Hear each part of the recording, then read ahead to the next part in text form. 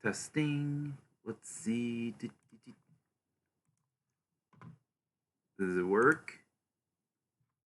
Oh, yes, there we go. Sorry for the delay again. Oh boy. So, been very busy at work today. So, I came a little late today.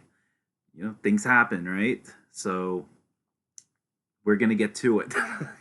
So if you don't know, I'm Dean, also known as Wild Gold Dean over here, because I never could get this one right. So little change in things. Okay, so before we get into the the COVID and the subway stuff, we're gonna do a rant as I promised. Okay, so I got only some of the information because I've been busy. Something unexpected happened at work, but took care of it. Everyone's good, so we're good. I made it safe. All right, so reason why I started bringing that up for Anime NYC is number one. This is my hometown anime con, and I've been there from the very beginning, and I love it. Okay, do is it perfect? No. Okay, just keep in mind I gave it a 7 out of 10 for last year, and some people tell me that I'm a little bit more generous. Now, I don't know if I brought it up in the review, but just being at the con and especially after this, after 2 years, because the last time it was held was 2019 and 2020 was canceled all because of COVID. You know, that also played into a factor, positively speaking, of course. And this con was not perfect, especially if you've attended on day one when you're freezing your asses off, okay, for hours and hours. I mean, there was a big breakdown, lack of staff and communication, all that stuff. And I saw it on Instagram Live with one of my friends. And he had to skip for one day, and he was telling people, if your day was ruined, all that, to just get your refund. So for those, I think, who only attended on Fridays, those are the ones who were hit the most. So, I hope they got their refunds. I don't know what it is, but what I do know is that for Anime NYC, I went Friday night. So I went straight from work to to to Javits. That's where Anime NYC was taking place, and I attended one panel. I was a little bit late because there were issues with the trains and the bus. As always, that's what you hear all the time. Okay, and I met Lewis, that's one of my friends, and I wasn't in cosplay because I came from work. I came straight from work, and I had fun. I came home late, and I went to Anime NYC on Saturday and Sunday, like for the full days, and things gotten better. So and so they organized the lines a bit, and I simplified. I posted it on Instagram to get people prepared. So day one, November 19th, 2021. That was LineCon. Everyone called it that because there was lines everywhere, there were crowds everywhere. The line I heard, and I don't know if this was confirmed. It was over a mile long, and it was blocking intersections. Hello, DJ. Thank you for stopping by on my stream. All right. So I started late again, of course, because I have an unpredictable schedule. I had to take care of patients earlier today at work. Ay ay ay. I'm currently taking data science classes. Is it expensive? Oops. Sorry about that. Let me pause that one. Okay. Let me know how that goes. Want to, so I'm so happy on the on your and what should I say, endeavors. you know, I'm really happy for it. Now I bought them for like $40. Well, how long is the class? Do you take it every week? Do you take it every day? Oh, okay. 2 years. Udemy. Oh, okay, got it. I have Udemy and I bought something for $10, but I didn't download everything. I just didn't have the time. So, the background here. Oh, okay, got it. You take 1 to 2 hours for this. Okay, so all right, DJ Nikki Sam, you can so Nikki, you can actually comment and talk about the experience with Anime NYC. That'll be great. Yeah, I need to invest more time into this as a start. Yeah, for me, I'm sorry for going back and forth. For me, I need to do in person. We got to get the in person classes, please. Like especially if with my brains, I cannot do this, on my phone all the time and all that. Especially with distractions. I like to be, in a classroom with other students who I can interact with or other, attendees and attend an in-person seminar. Oh, I forgot to tell you. Speaking of seminar, I got approved to do a panel at Anime Busted. Yeah. So I'm gonna do a con survival thing, and it's gonna be updated. I'm actually gonna update it, so I'm gonna simplify the COVID stuff more. I'm also gonna add something with. I'm gonna add is something about social media. I haven't talked about social media on my con survival panels, but I did talk about networking. So I'm gonna add with social media. In this case, how dealing with the toxicities because there's a lot of it, and it recently has gone up. When I started cosplaying in 2015, I didn't see much of that. At some point, I need to start playing around with data sets from cosplay events. Oh yeah, you told me about that. I want to see how that thing works and see how that goes. I feel as though I see you more into research, if I'm not mistaken. But again, that takes time. I'm one of those people where I like to take college courses. The only issue with taking college courses is that it's really expensive. Okay, especially when you're going for accredited, even though it's much more safer. But for starters, I need to go to smaller cons. Ironically, going to the ones I would go to. In this case, yeah, you go to the California ones. All right, just to get your feet wet, so to speak, and try to get your training going on, and start from there, and then you move up slowly and steadily, like baby steps. Okay, so yeah, so you can put whatever. Oh no, the smaller NYC. Oh, okay, gotcha. Okay, so yes, those are considered small cons. All right, and so I think it was months ago I did list a lit of all the cons that I'm not going to go to, and I kind of upset one con chair. It was from the Long Island Tropic Con, and I feel so bad. He's a great guy. I mean, it's now I'm like 50-50 on it because I also want to do a panel at that place too, and I know people who are going to be there. Oh yes, go for it. You deserve going to cosplay parties. All right. I don't know if I'm going to be available for those. We'll see. All right. And hmm, you know what? I'm thinking about something. I was supposed to see a friend tomorrow, but the issue is that I think she's pretty busy. I may go to a con. There is Big Apple Con tomorrow. I'm thinking about it. I know it's last minute. My friend made a last minute decision to you know. We'll see. I don't know if I'm gonna cosplay for tomorrow. We'll see. Hmm. Ugh, oh my goodness. I'm gonna play another stunt again. My other stunt was going to WinterCon at the last minute.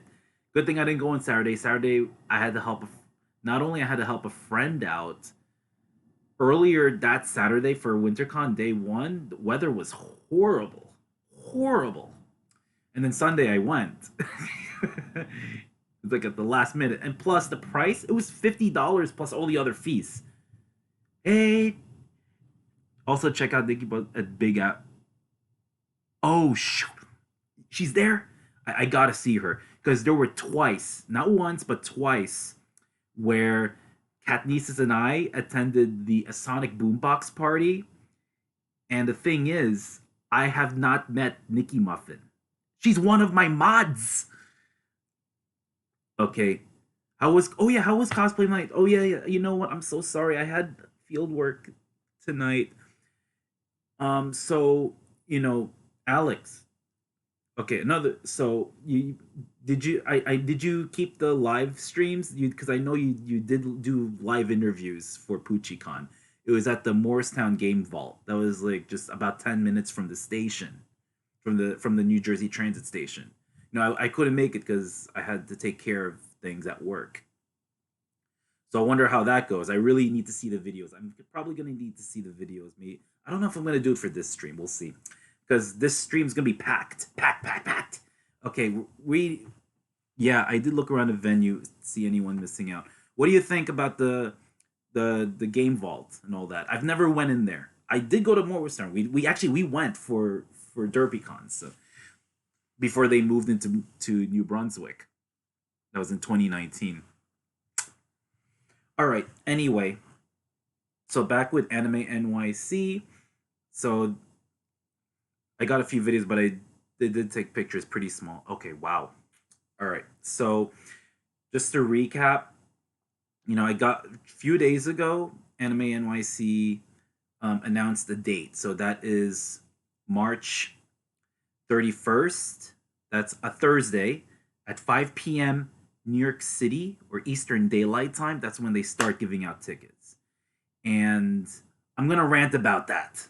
I'm gonna rant. Oh, and I'm gonna take my phone and I only spent actually 1 hour to do both the Anime NYC and the COVID slides because I came home late. Okay, and you should. This is what I have so far. I wanted to put more, but this is what I have. Okay, so the background here, if you went to Friday or day one of Anime NYC back in just in November, a few months ago, you were freezing your asses off. Okay, I think, and you're waiting in line for probably God knows how many hours, depending on what time you arrived, and those who went on Friday missed basically panels, photo shoots, many activities. So, and day one, according to my friends, according to you guys as well, day one was poorly organized, lack of communication, lack of staffing, and there was no, kind of that acknowledgement that I understand what people are going through. None of that. They were just silent, and there was no, people were not informed. Basically, the only information we were getting were from attendees and doing Instagram lives and all that stuff, saying how long this line is, how it's about a mile or so. At least that's what I'm hearing. Information. So information. What I'm saying is information is in regards for how to get to the con. What is the stuff that you need to bring, what's required or whatnot. Those were given on short notice, especially also on queuing as well.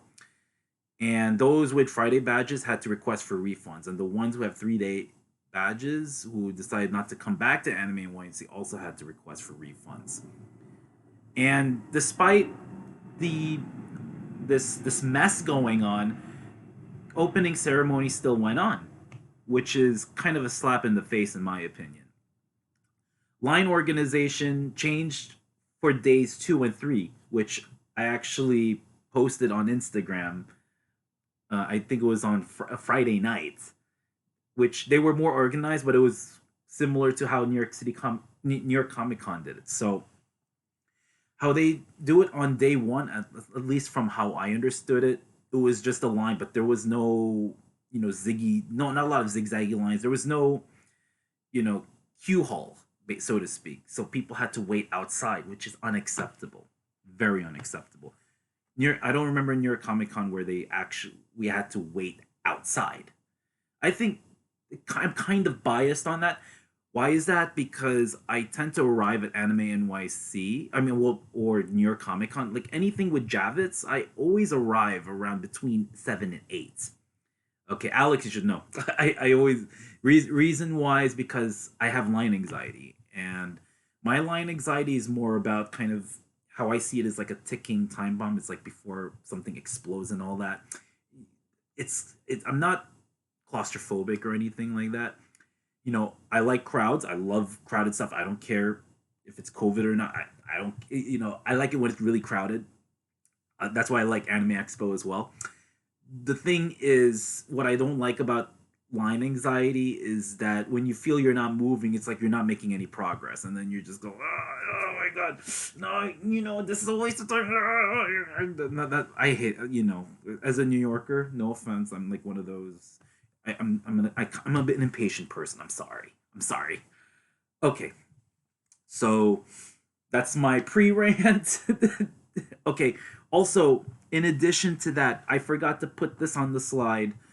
All right. It was in the beginning, people saw it as a super spreader. All right. So they found it just not. I mean, I think it was starting late November, right, in early December. They found out, oh, there is a person from Minnesota. The second Omicron case went to Anime NYC for all 3 days. And and then they started calling it COVID Con in addition to Line Con. And I had text messages and calls from the New York City Test and Trace Corps saying, oh, you should get tested.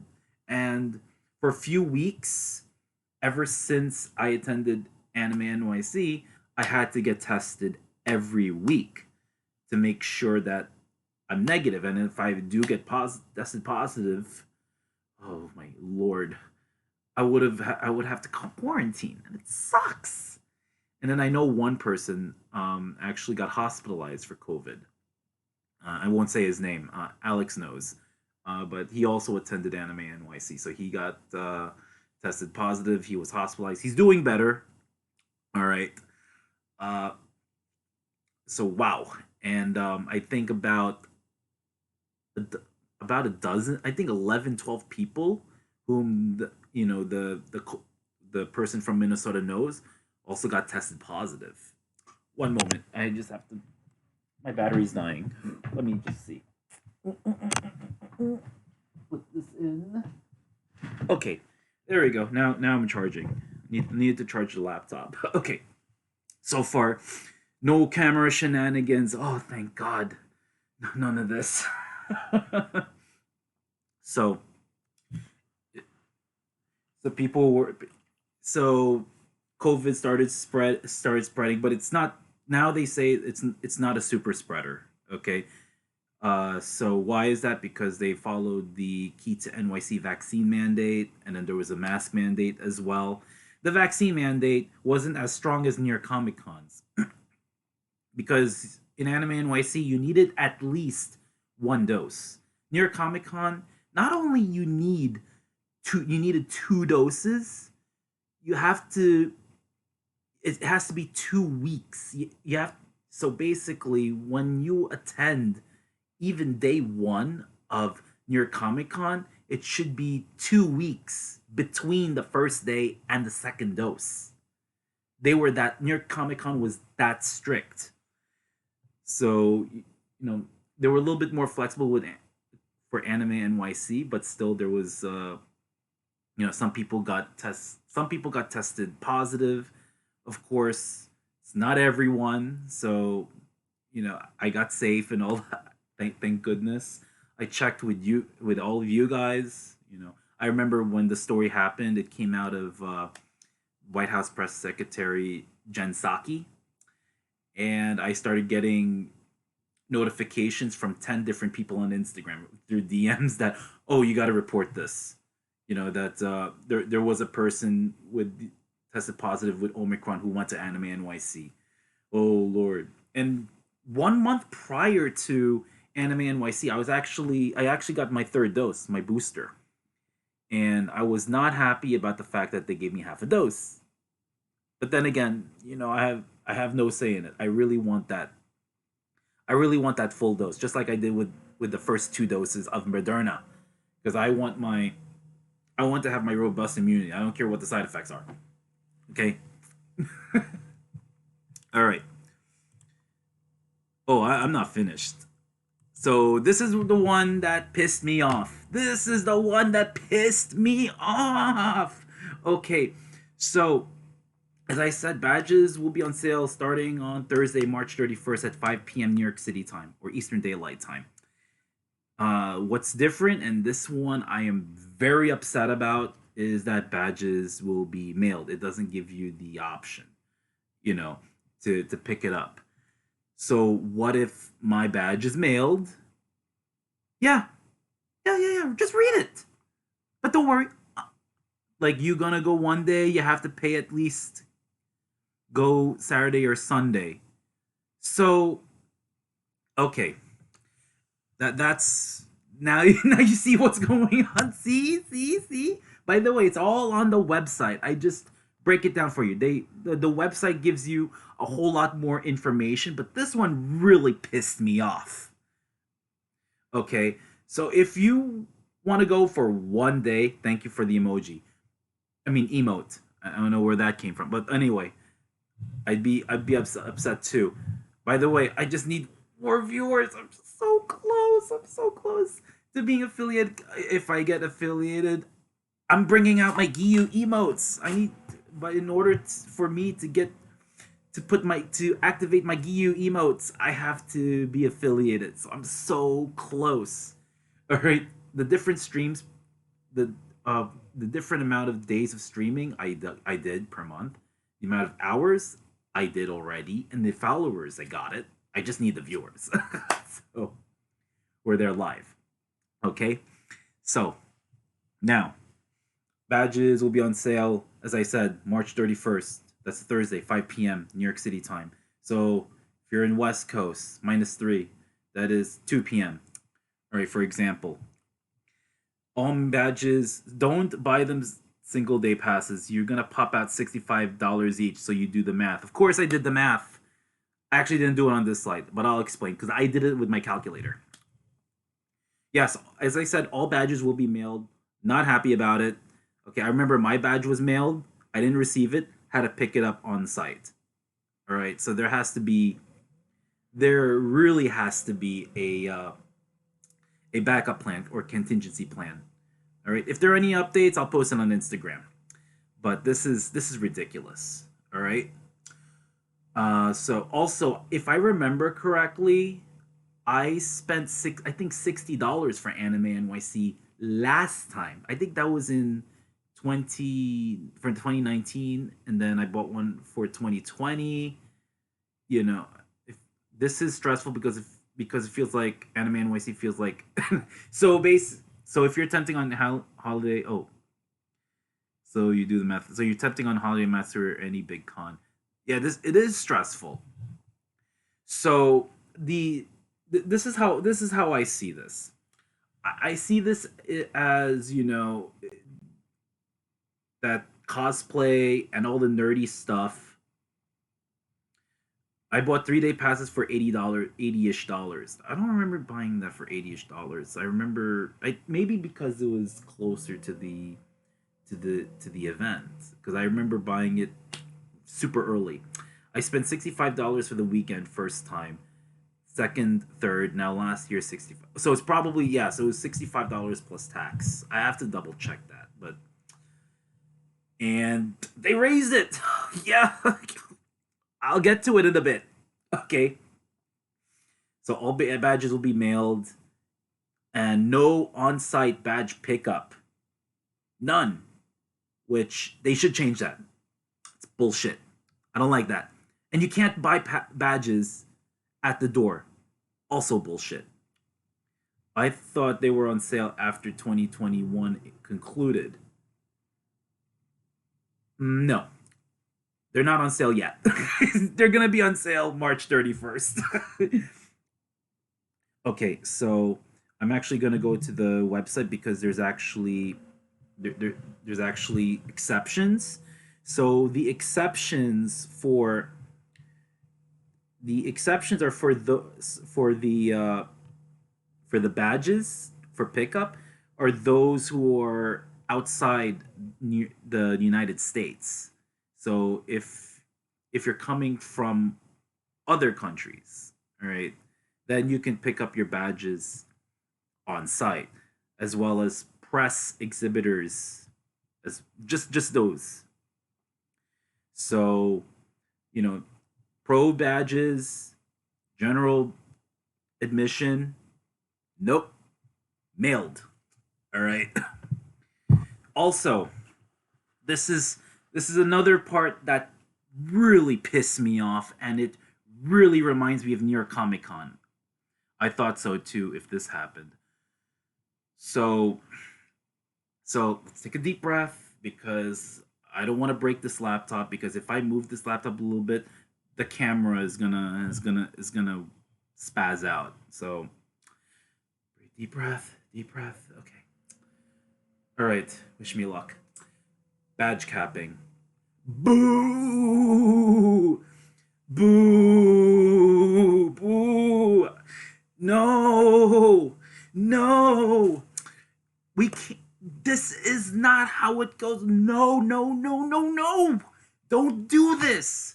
Please, please don't do this.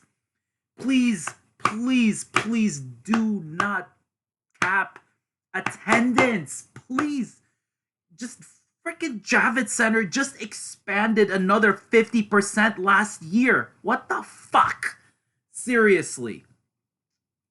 Okay, I don't understand, all right? You're in the same event, you're in the same venue as New York Comic Con. See how big New York Comic Con was even before the pandemic? It was the most amount of people in a con in the US. All right. And San Diego Comic Con came in a close second. All right. This is the growth we need. In order for cons to be healthy, you need more people. Okay.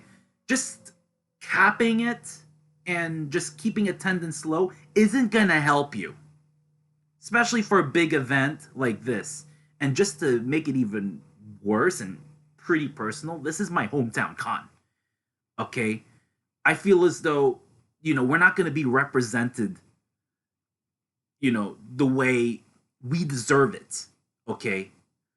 This is not how you do it, because if you do this, you can actually turn people away.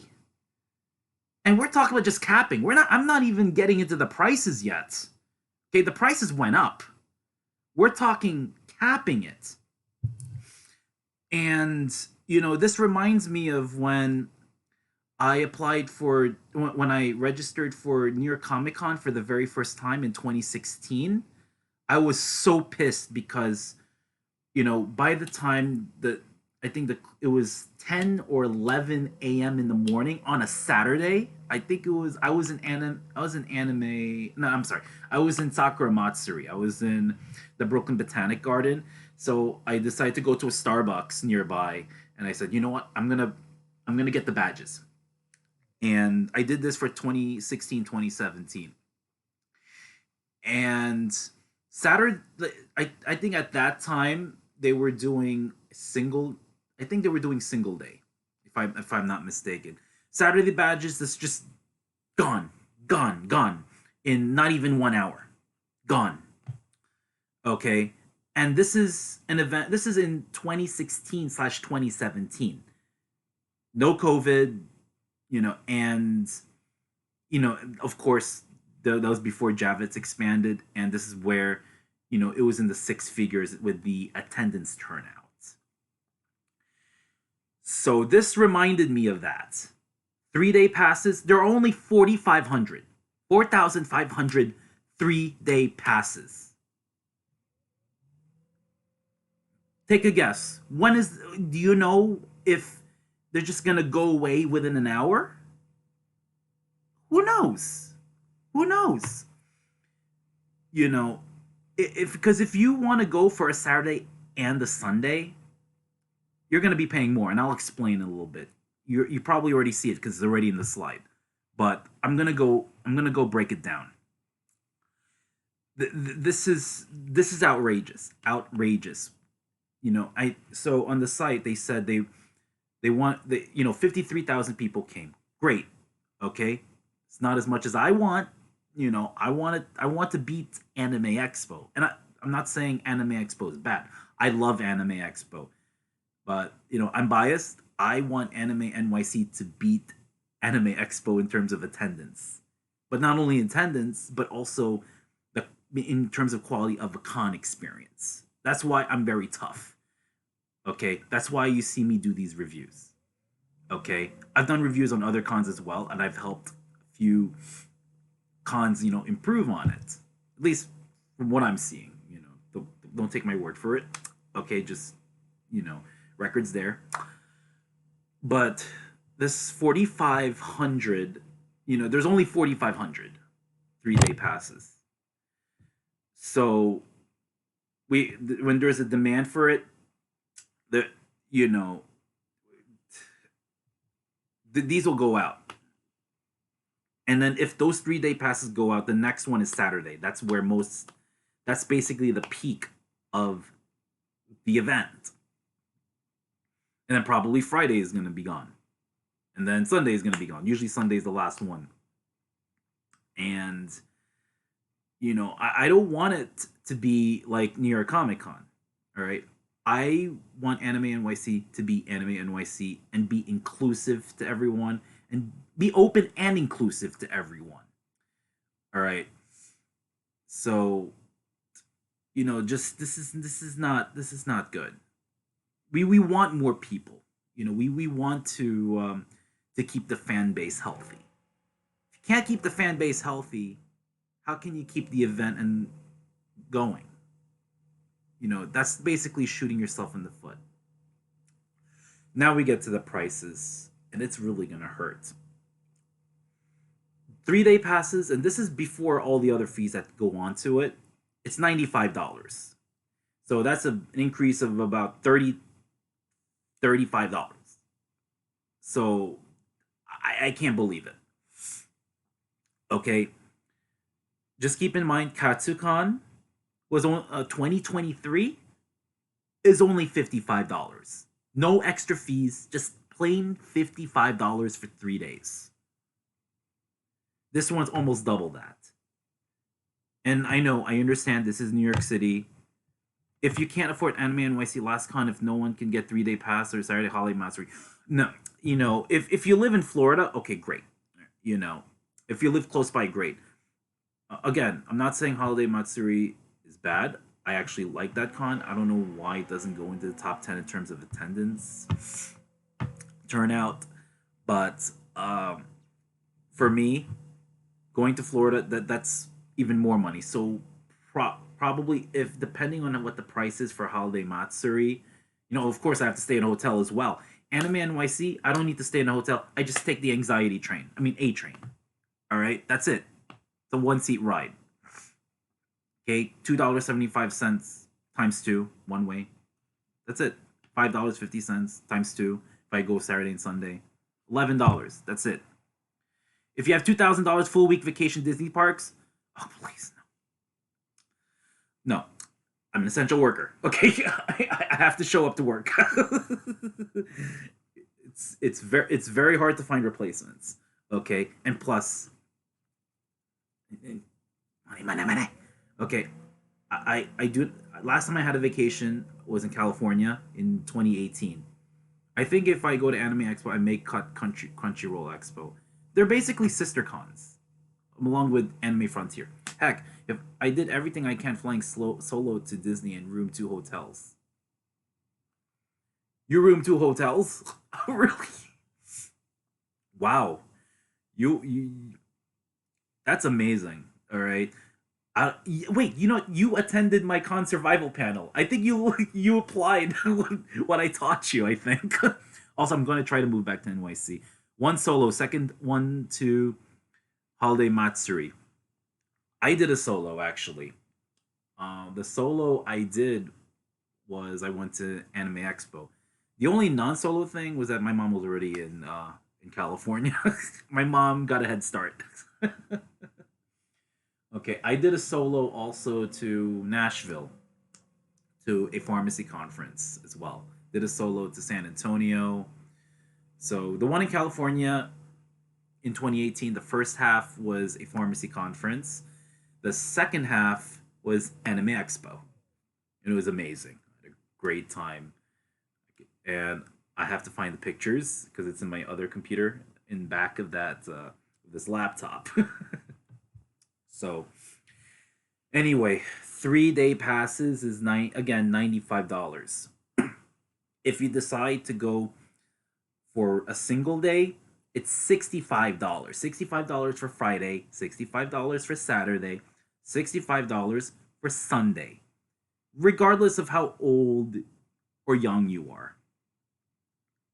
Okay, I think for New York Comic Con, I think if you're an age, I think under 5. I'm not 100% sure. Don't quote me on that. I remember it was free, if I'm not mistaken, and then I think Sunday was a kids. There was a kids' day. I think. I don't remember. So if you haven't read it already, or you were on audio, or you were lurking, on top of the $95, yes, okay, just making sure. On top of the $95, if you want a 3 day pass, or if you decide to go for a single day pass for $65, if you only go for Saturday and Sunday because 3 day passes are already out, 65 times $230. I know, I'm trying to shoot for the 3 day pass too. But listen to this. In addition, you have to pay a $5 cleaning fee. On the website, it says $4.99. I don't do that. I'm sorry. Whole numbers. $5 cleaning fee, 10% service fee, and then there's an 8.875% tax. I think that 8.875% tax is just only for that badge price. If there is an update, I'll just screenshot it and I'll just post on Instagram if I do buy the 3 day pass, which I will. I need to buy. But the 4,500, that number is way too low. Way too low. It's horrible. You can't do that. Again, I'm really pissed that they're only 4,500, and basically we have to. It's up for. There's the demand is so high, but there's just very little. That's so little. Okay. So, and if you decide to wait or procrastinate, starting on May 1st, you would have to pay another $5 for shipping and handling. Okay, before that, so from March 31st through April 30th, it's free shipping. And they ship during, I believe they'll start shipping on this in June, and then you're probably gonna get it maybe July, August. We'll see. I think that's kind of a little bit early. That means if you get your badge early enough, you gotta hide it in a really really good place, and always remember where you put it, and put in a safe place where no one else will find it. Okay, because once you lose your badge, that's it. That's it. And this sucks because AnimeNYC needs, while they were trying to work on improving themselves, I think they're just shooting themselves in the foot while they're improving themselves. Okay, they have to have these kinds of backups because shit happens. Okay, things can happen. So when you lose a badge, get a replacement, even if it's a small fee. Hola, Jackman, ¿cómo estás? Okay, estoy hablando en inglés, okay? Hi, Jackman. I'm talking about AnimeNYC. I'm ranting. So, badges will be on sale. Okay, boletos. Okay, vendrá. Okay, estará vendado. Okay, all right. El 31 de marzo, okay, jueves, okay, a las 5 de la tarde, okay, el tiempo de Nueva York, okay. Anyway, yes, go ahead. All right. So, ¿dónde está? Where are you from? Jack Vane. Okay. By the way, so I live in New York City. Okay, yo vivo en Nueva York, la ciudad de Nueva York. Okay. So, but talk about this hometown anime con, and I will go. I'm gonna do my best to go. And there are much less badges now to get, and it's only four. I want to get the 3 day, but only 4,500. Keep in mind, last year 53,000 people attended AnimeNYC. So they're trying to keep it low. I'm from Mexico, but I grew up in LA. Okay, great. Have you went to Anime Expo? ¿Has estado en Anime Expo? Anyway, so I went there in 2018. Yo fui en 2018. Okay, I had a lot of fun. Okay, yo tenía mucho divertido. So just in Mexican anime expos. I don't know how many there are, but so I did the math. Here's the math. So if you saw my Instagram, the math I have here is that if you then this is pretty conservative. If you were to get a 3-day badge, your total amount would be around $123. All right. So you're not buying this for $95. It's more than that. They add up. Okay. It's about $123. If you do just a single day, it's $87.27. I mean, just for one day, 87.27, that's ridiculous. That's ridiculous. Okay? As I said before, for Katsucon, it's not as big as Anime Expo or Anime NYC, but you still have that. It's still a big con in terms of venue and even attendance. Maybe not as big as Anime NYC. Only $55. What the fuck? Okay. Pinche, pinche caro. Okay, it's really effing expensive. Okay. Why did I say that? I should have said the whole thing anyway. I forgot to put that I have to make this an 18 plus. Okay. So, okay, wow, 51 minutes and I've been ranting about Anime NYC. Actually, I had a little bit of a starting with, I think it was almost 10 minutes because technical stuff and all that. Yes, it is expensive. Okay, by the way, then no sé cuántos pesos igual un dólar americano. And I don't know how many pesos Mexican pesos equals $1 American. I just know it's like 52, 53 Philippine pesos equals a dollar. I think it really depends. But in New York City, even though we use dollars, they still call it pesos. And I told him, no, dólares, no peso, porque yo conozco a peso. And like, oh boy. No sé, 20 pesos igual. Oh, let me check something. How many is 20 pesos? 20. Well, let's see. 1 USD in Mexican pesos. Oh, okay, 20. Okay, my bad. Wow. 20 pesos is about $1. So basically, so 1 peso is about 5 cents. Okay, that sounds pretty good. All right, so I mean that's not all the information. I'm only ranting about that specific part. There's other stuff. So I'm gonna things will change. We're in this. It's March 26th at the time. It's 12:39 a.m. So this is at this time. There's a lot of time between now and I actually forgot the date of Anime NYC, but it's going to be at and I have the notes here. Where is it? So November 18th through the 20th. But you will see me on the 19th and the 20th, definitely. 18th is a question mark. Depends on how busy work is. So, anyway, we're gonna switch gears. We're gonna talk about COVID. I didn't even realize. Very heavy. Very, very, very heavy.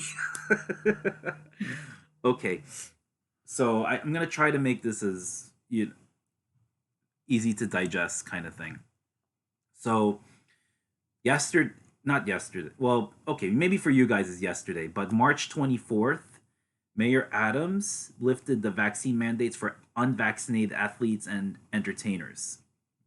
And a lot of New Yorkers we call it the Kyrie carve out because it's named after Brooklyn Nets player Kyrie Irving, who could not play in New York City games, mainly the home games in Barclays Center in Brooklyn, and even in Madison Square Garden because of the vaccine mandate.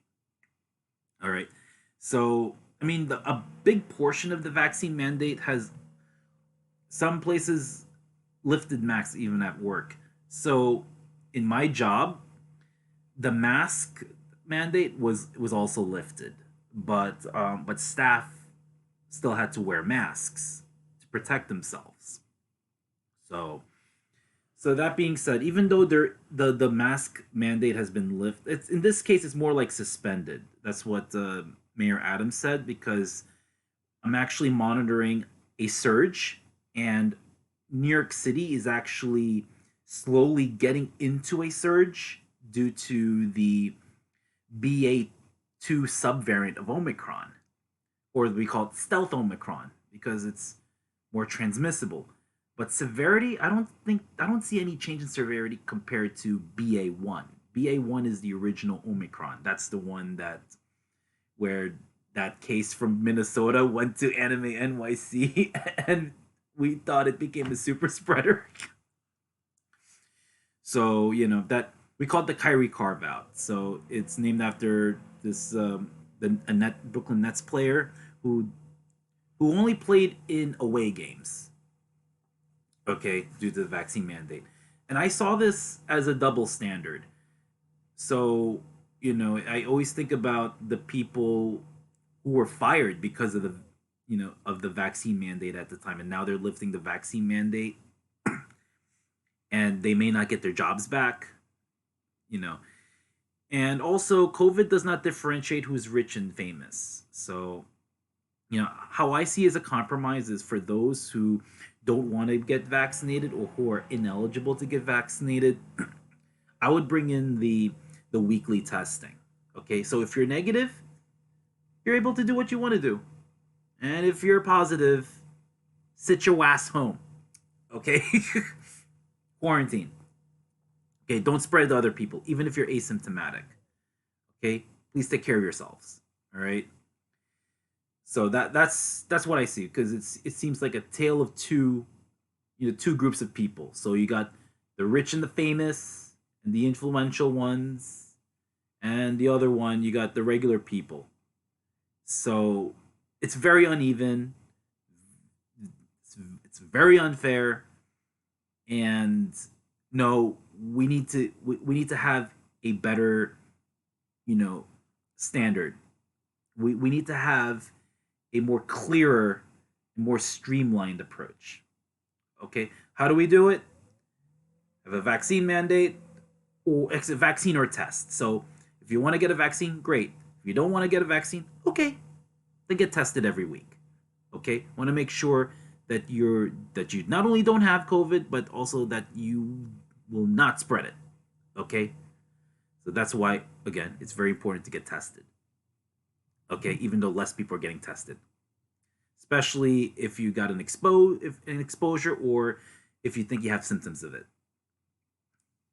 So another one. So the next thing is, for the United States, starting on I think on April 18th. So federal mask requirement could be lifted on that day, but for now, there's still a mask requirement in public transportation simply because you're indoors in a closed area and you can't social distance, so you got a mask.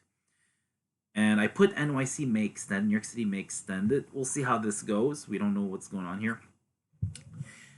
Another one, this one here, this one got me a bit with the heart disease. And I actually knew this, but before I get into this information, I'm actually going to talk about something that I presented 2 years ago. So I'm actually going to go back in the slides, see if I can find this, because I have 150 slides on this file because I do, I'm actually going to present this in Anime Boston as well. I don't know if I have it. Let's see. What I'm going to do is I'm going to open it.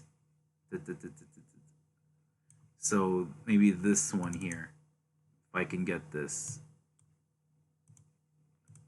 Okay, I just want to make sure that I don't have technical issues. All right, so I'm going to copy this.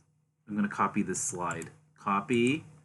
Then I'm gonna paste it over here. Gonna X this.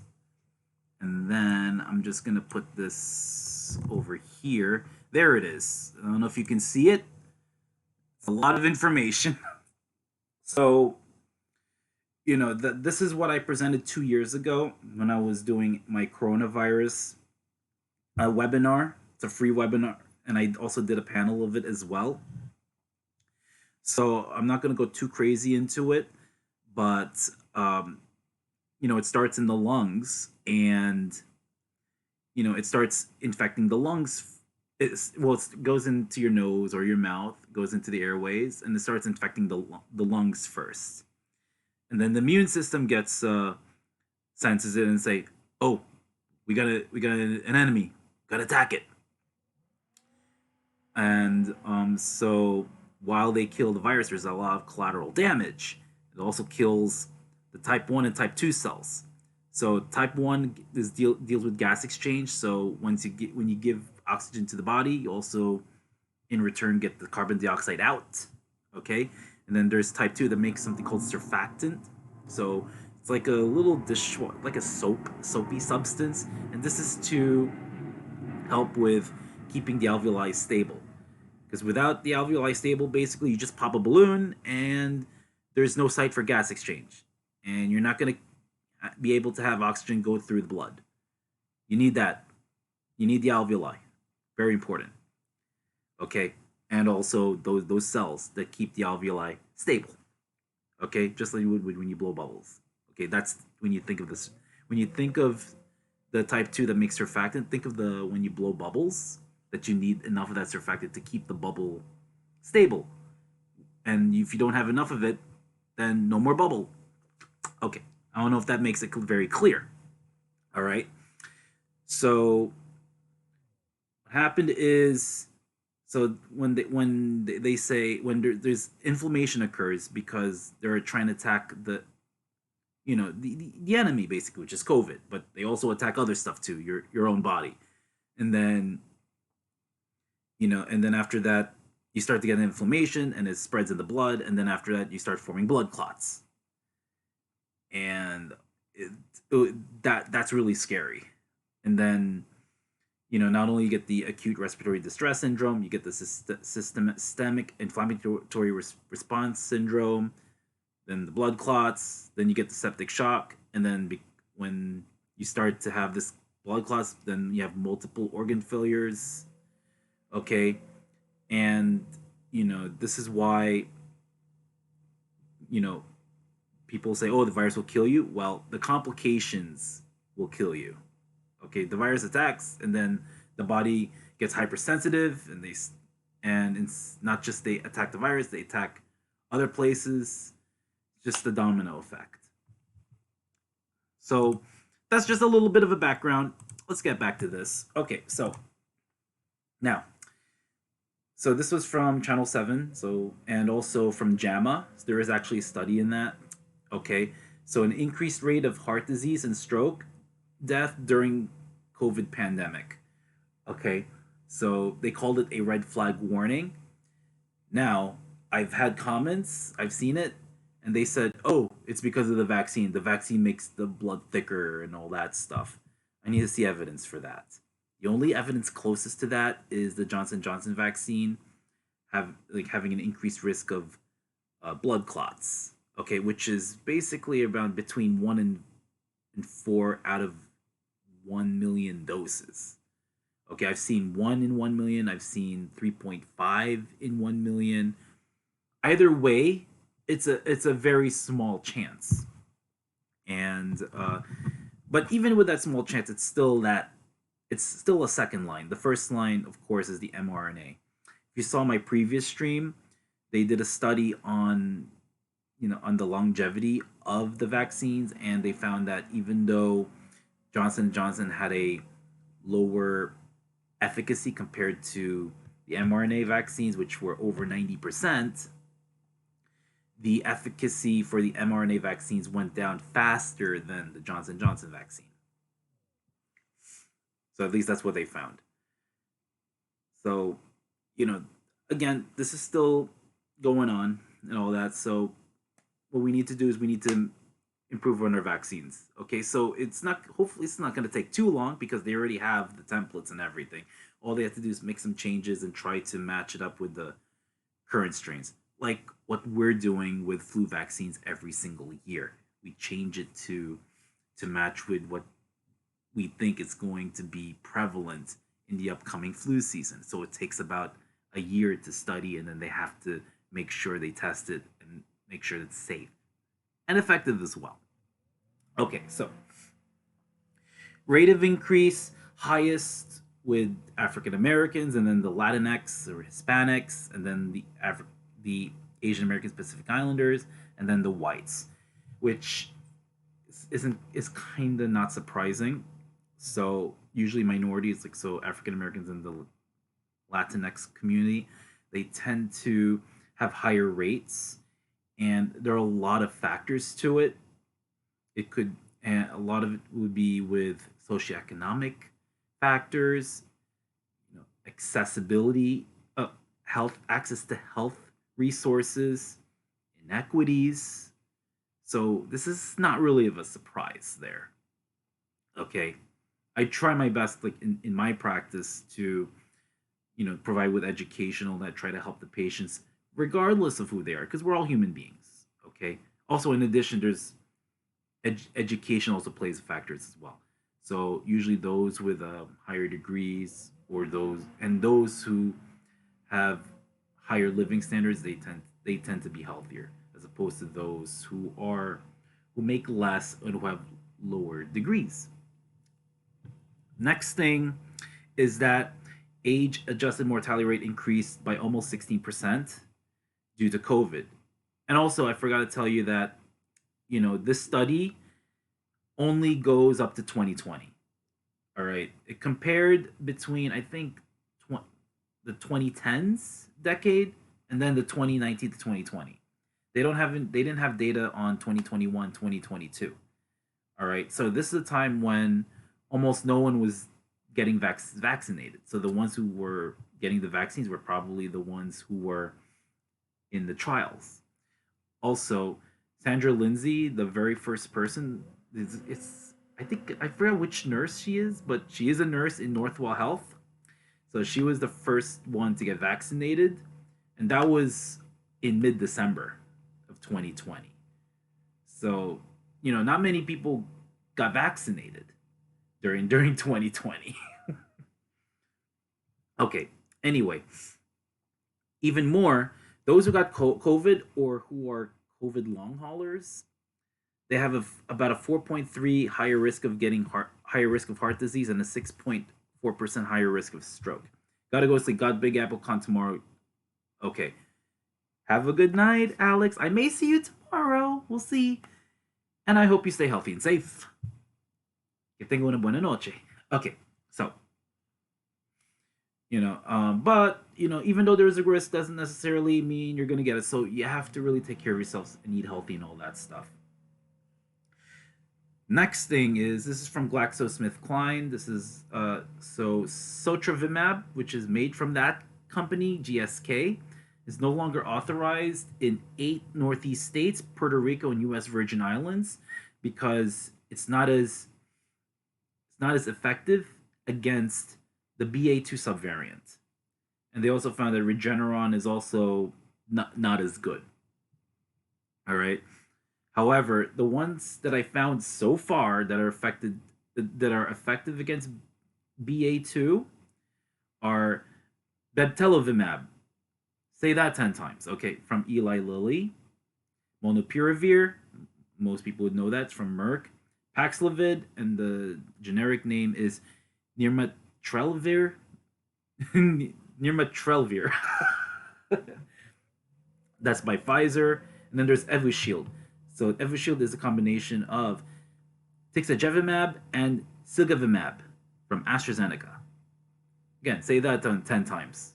See how much I love drugs. I really love drugs. I love medications. I love look at the names. It's so fascinating. They're all monoclonal antibodies. So they're antivirals. Okay. So now the thing is, this is as of at this point, because things can change because COVID mutates. So does the flu. So they're gonna have to work on trying to fix those, try, trying to update their formula so they're able to better attack the current variants such as BA2.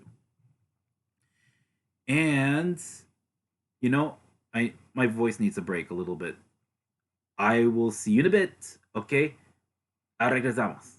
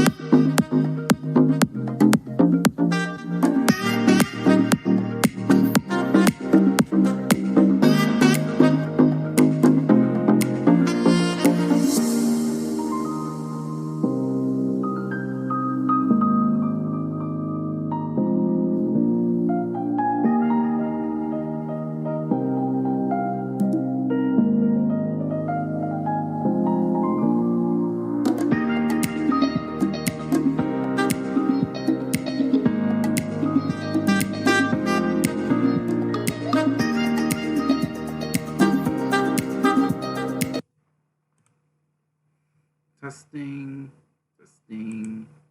All right, I'm back. Had to go to the bathroom. Had to also hydrate a little bit. So, and we're gonna switch gears once again. We're actually gonna do the subways.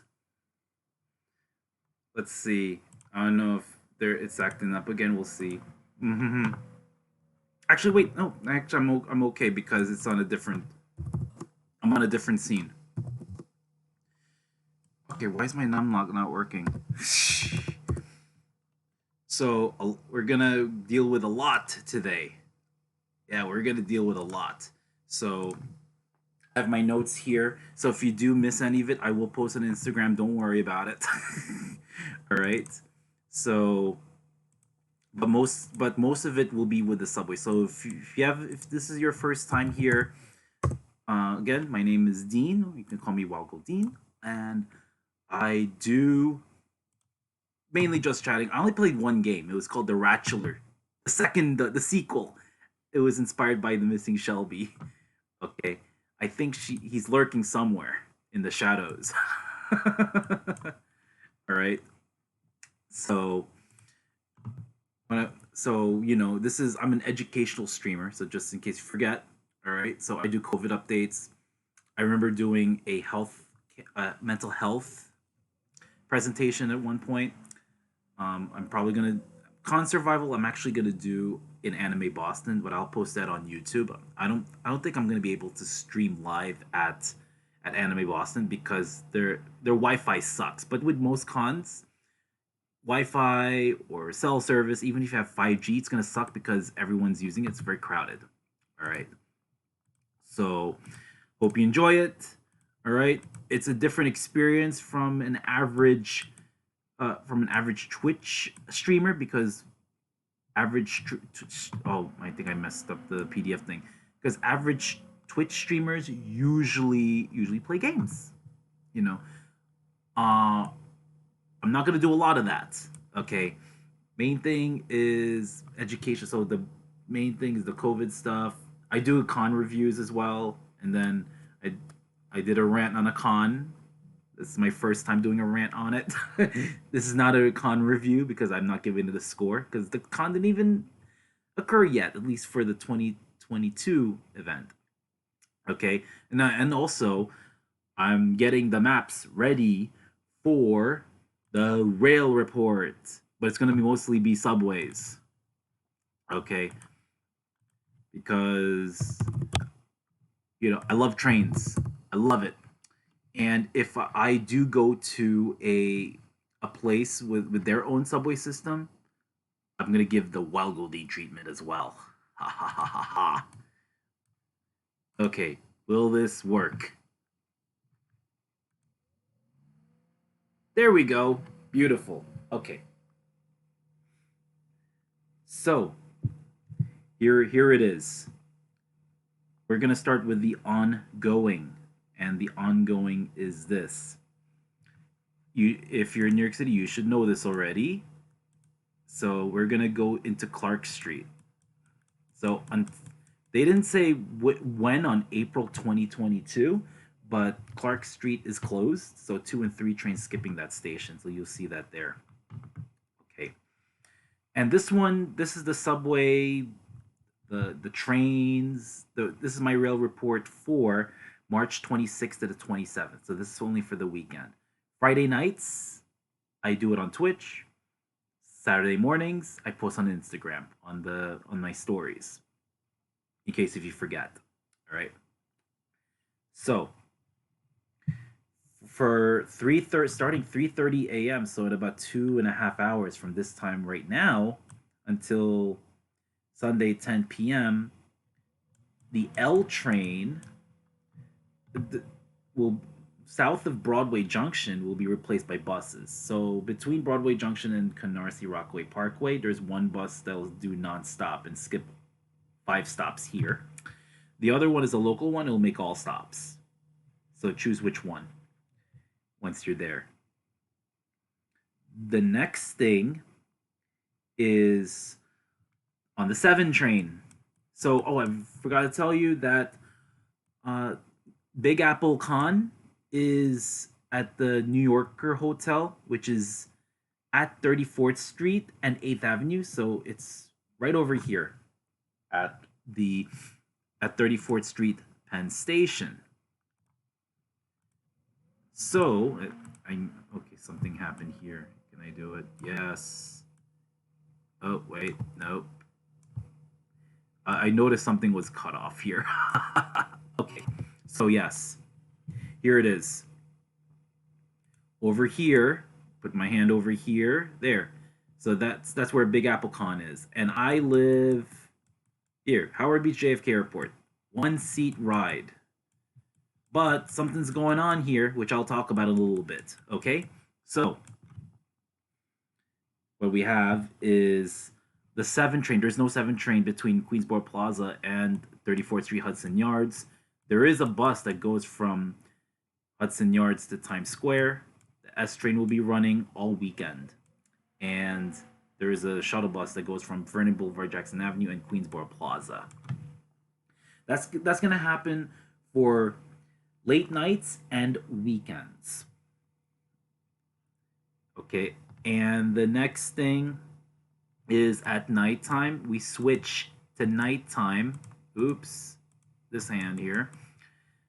Path trains, 9th Street and 23rd rather. 9th Street and 23rd Street from 11 p.m. to 5 a.m. will be closed. Okay, for maintenance.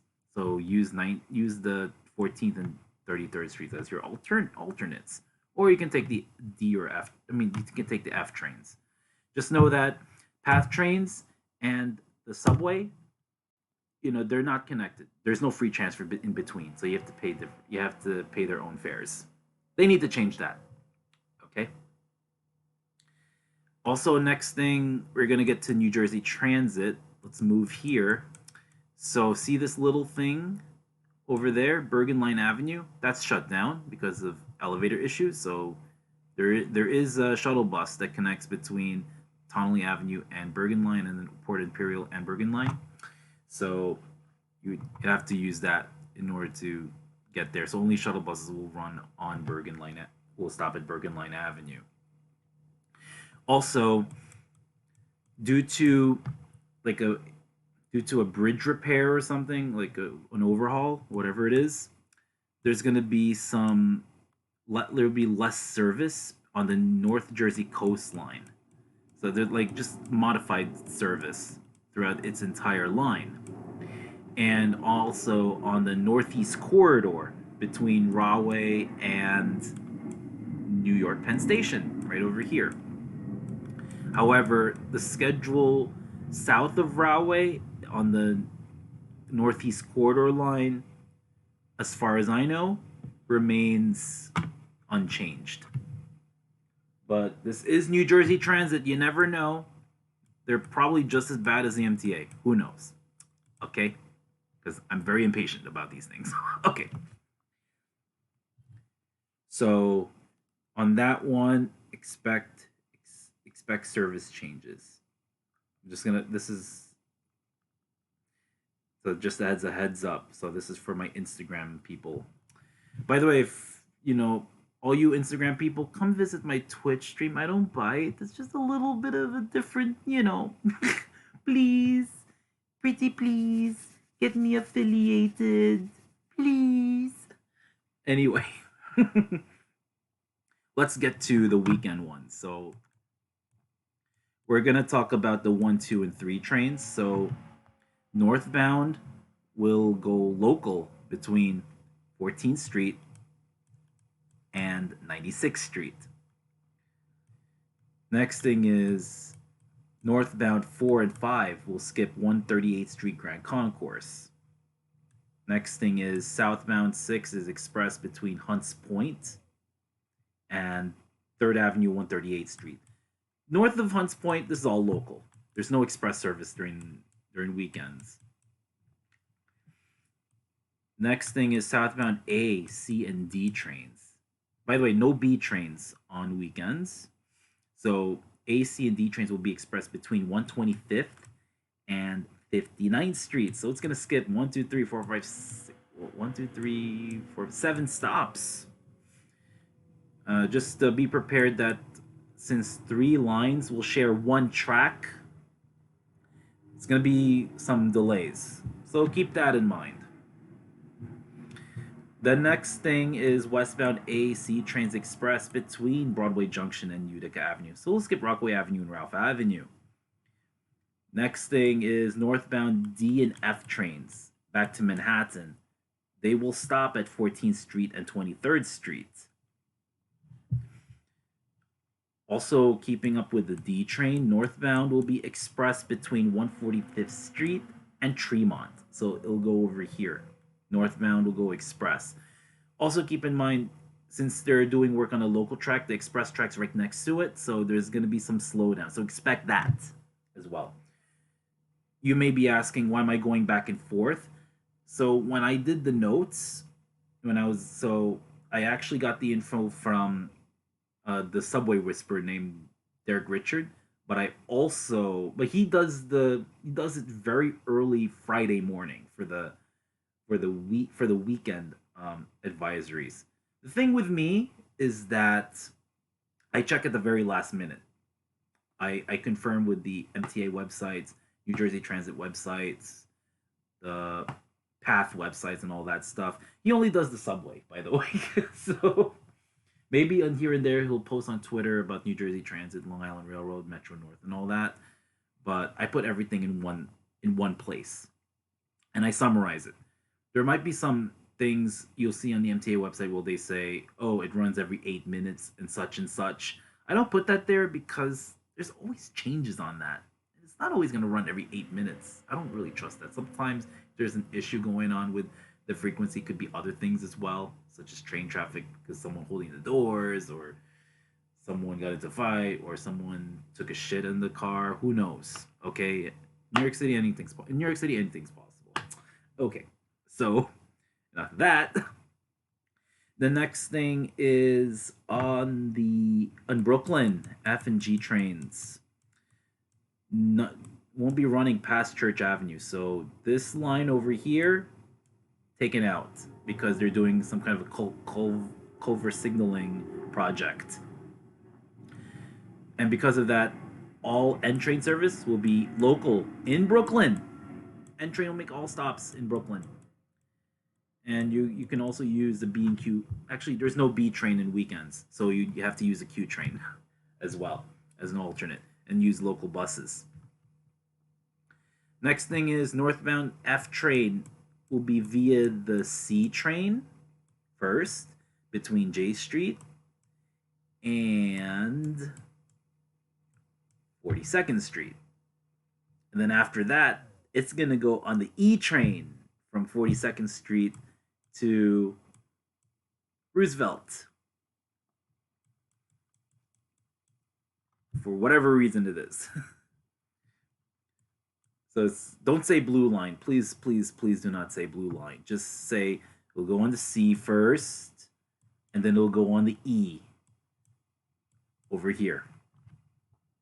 There's actually more stuff coming in for that, so I'll explain a little bit. The next thing is southbound D train will be local in Brooklyn. So on the local track southbound, D, N, and R trains will be sharing the same track. So expect some delays. Nighttime. This is a rare one for weekends. Nighttime, late nights, no 3 trains. Okay? So you're going to be using the 1 or 2 trains. However, these 2 stops will be served by the M7 and M102 buses. And you will connect there at the 135th Street. Okay. Back to the daytime. We go back to Manhattan. Southbound 4, 5, and 6 is express between 42nd Street and Brooklyn Bridge. City Hall over here. We'll make a stop at 14th Street Union Square. Again, more delays because 3 different trains sharing one track, and this is one of the most crowded lines. This is one of the most crowded lines in the US. Just this. Okay.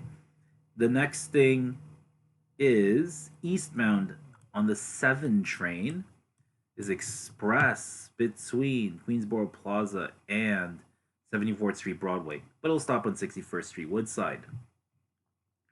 The next thing, staying in this area, E, F, and R trains will be making all stops. All the stops. All of it. All of it. Alright, so E and F will stop at all of it. One difference is that even though F will stop at 36th Street as well, it's not going to stop at Queens Plaza unless if it's northbound, but northbound will stop at Queens Plaza. Southbound will go on its regular route, 21st Street, Queensbridge, and so on. So be prepared for that. Also, next one, just across the river, north of Canal Street, north of Canal Street, the N, Q, and R, southbound N, Q, and R is local. So Q, N, R over here, all going local. Okay, there is actually one exception, which I'll talk about in a little bit. There's actually going to be a W train for this weekend, but I'll talk about it a little bit. So that's going to help with the 7 train. Next thing, we will go to the Long Island Railroad, okay? This is not the subway, this is a commuter rail. So the Oyster Bay branch will run between Oyster Bay and East Williston. That's it. This thing cut off because they're actually doing this third track project. They're installing switches around this area. Okay, this is to increase service, and this is part of the larger East Side Access project, which would bring trains to not only Penn Station but also Grand Central Station, deep under. Okay, below the tracks for Metro North. So next thing is sticking with the Long Island Railroad. Okay, so the service pattern is going to be a little bit wonky. All right, so there's no Long Island Railroad service between Floral Park and Hicksville because of the switch thing, and then also this area is taken out as well. This little green thing between East Williston and Mineola. All right. So in this case, because of this, some of the services will be affected. But in this case, Long Island Railroad sections will go from Penn Station or Jamaica, between this or this, and Babylon. All right. And then that's one section. Okay. The other one is between Hicksville and Babylon, but it's via Bethpage. It'll make a stop at Bethpage, one of those double-decker trains. Then the next one is between Hicksville, and either Huntington or Port Jeff. I don't know how it goes because in April, actually next month, there's going to be a Sakura Matsuri event coming up in Stony Brook. The next one is on here. There's the Ronkonkoma branch. It's gonna run between Hicksville and Ronkonkoma, and then it splits there.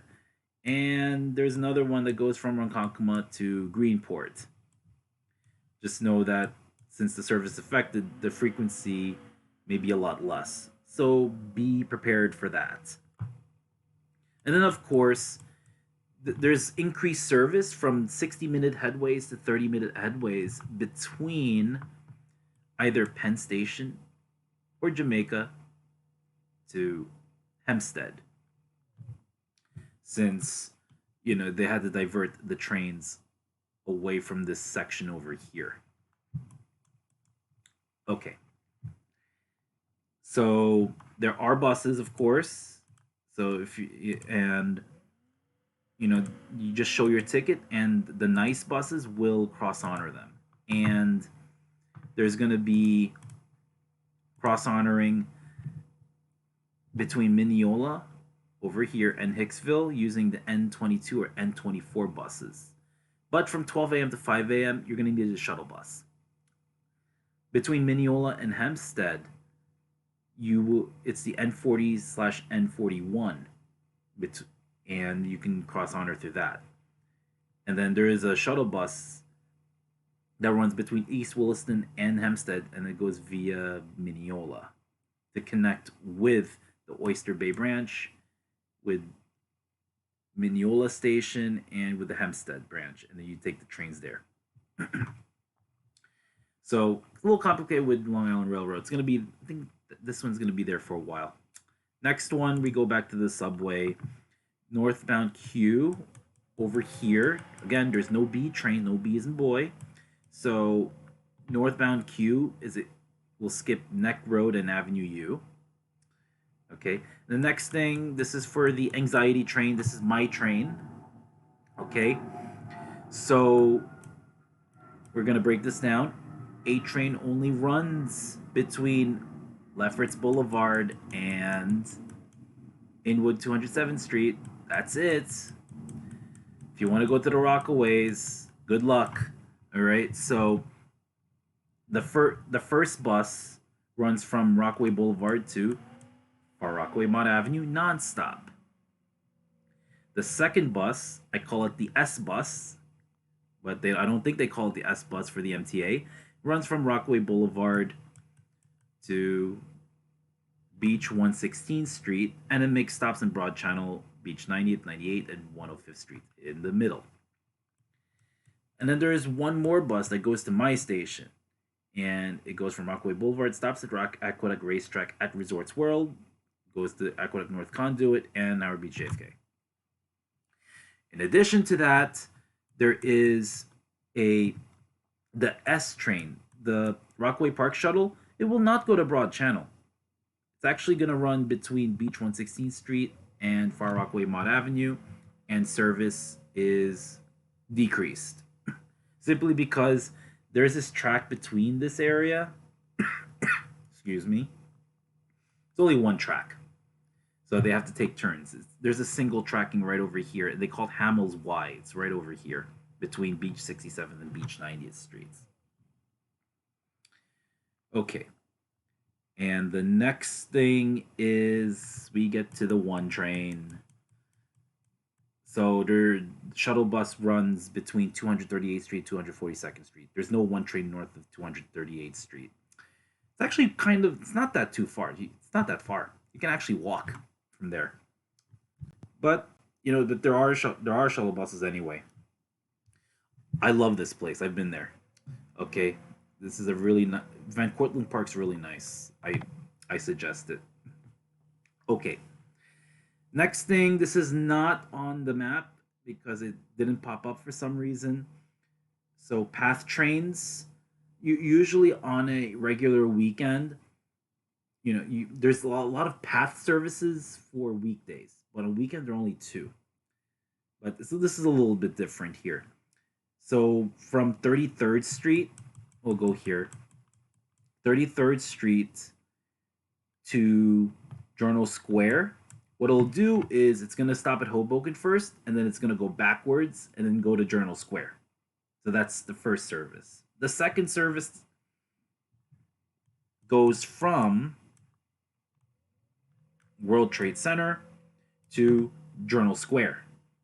Usually it would be Newark to World Trade Center, seamlessly. But the problem is it's split at Journal Square. So the the train between World Trade Center and Journal Square only runs every 20 minutes. Then there is a shuttle train that goes from Journal Square to Newark, and it runs every 40 minutes, and it's due to a project that's going on at the Harrison station, which is not too far from the Newark Penn Station area for the PATH trains. So this will go on for Saturday and Sunday. Next thing, this one is only for a limited time, 6:45 a.m. to 6 p.m. on Saturday and Sunday. Actually, Southbound 6 is expressed between Parkchester and Hunts Point, so I kind of have to correct myself on that. And lastly, I talk about the W train. W train will run only between Ditmars Boulevard and 34th Street Herald Square. I remember sometimes it would actually go here, but I guess they're trying to be cheap. Who knows? But this is to serve the 7 train. So since the 7 train last stop is Queensboro Plaza and you have to take the bus for these, if they want to get to Manhattan, they can just go across the platform for the N or the W, and then they can go from there. And they can use other routes or routes. I say routes, but Okay, just a little bit of a tidbit. Northbound W train skip 49th Street. All right, so just a heads up.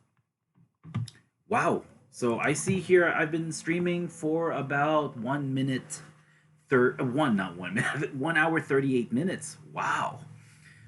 So I've been going crazy.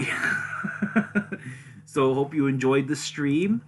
And I think one of my friends, I don't know if she's still on. Her name is Nikki Loba, amazing mental health advocate. I don't know if I can raid her. Let's see. Oh, she's doing Final Fantasy. I'm gonna do what Shelby does. I'm gonna go over. I'm following Andy Milanakis, so I'm not gonna go there. He's already popular. If I'm gonna send a raid, I'm actually gonna send it to one of the lower ones. Okay, so here we go. Shofu has a lot. I love Loganolio, but it has a lot.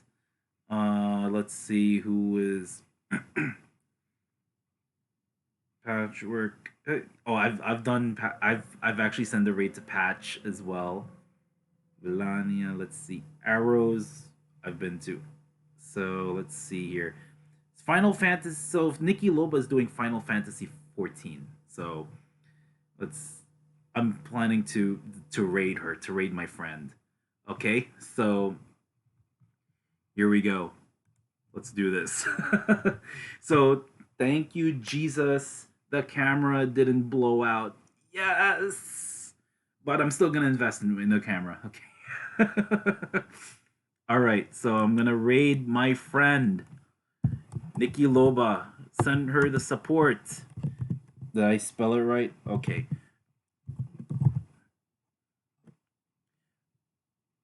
This channel has follower or subscriber only chat.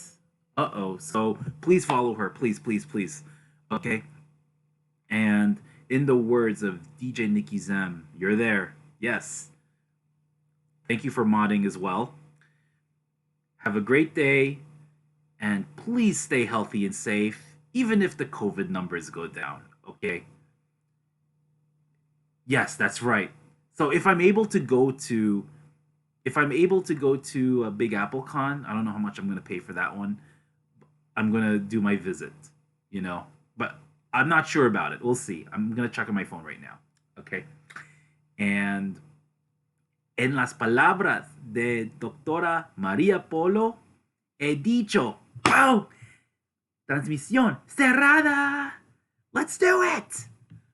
Okay. Vámonos. I'll see you Sunday. Bye bye. Peace.